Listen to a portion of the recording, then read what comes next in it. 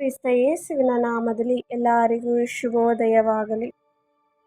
ಈ ದಿನದ ಶುಭ ಸಂದೇಶ ಮತ್ತಾಯ ಅಧ್ಯಾಯ 18 ವಾಚನಗಳು 15-20.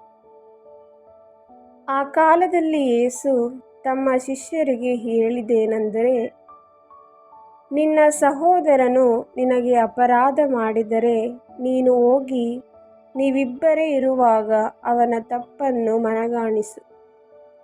ಅವನು ನಿನಗೆ ಕಿವಿಗೊಟ್ಟರೆ ಅವನ ಸೋದರತ್ವವನ್ನು ನೀನು ಮತ್ತೆ ಗಳಿಸಿಕೊಂಡಂತಾಗುವುದು.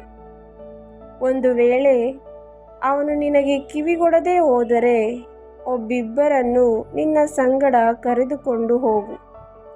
ಹೀಗೆ 2 ಅಥವಾ 3 ಸಾಕ್ಷಿಗಳ ಸಮ್ಮುಖದಲ್ಲಿ ಪ್ರತಿಯೊಂದು ಮಾತು ಇತ್ಯರ್ಥವಾಗಲಿ. ಅವರಿಗೂ ಅವನು ಕಿವಿಗೊಡದೆ ಹೋದರೆ ಧರ್ಮಸಭೆಗೆ ತಿಳಿಸು. ಧರ್ಮಸಭೆಗೂ ಅವನು ಕಿವಿಗೊಡದೆ ಹೋದರೆ ಅವನನ್ನು ಧರ್ಮಭ್ರಷ್ಟನೆಂದು ಹಾಗೂ ಬಹಿಷ್ಕೃತನೆಂದು ಪರಿಗಣಿಸು.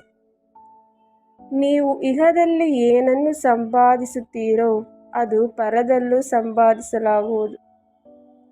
ನೀವು ಇಹದಲ್ಲಿ ಏನನ್ನು ಬಿಚ್ಚುತ್ತೀರೋ ಅದು ಪರದಲ್ಲೂ ಬಿಚ್ಚಲಾಗುವುದು ಎಂದು ನಿಮಗೆ ಖಚಿತವಾಗಿ ಹೇಳುತ್ತೇನೆ. ಇನ್ನೂ ನಾನು ನಿಮಗೆ ಹೇಳುವುದು ಏನೆಂದರೆ, ನೀವಿಬ್ಬರು ತಾವು ಬೇಡಿಕೊಳ್ಳುವ ಯಾವುದಾದರೂ ವಿಷಯವಾಗಿ ಇಹಲೋಕದಲ್ಲಿ ಒಮ್ಮನಸ್ಸುಳ್ಳವರಾಗಿದ್ದರೆ ಅದು ಸ್ವರ್ಗದಲ್ಲಿರುವ ನನ್ನ ತಂದೆಯಿಂದ ಅವರಿಗೆ ಕೈಗೂಡುತ್ತದೆ.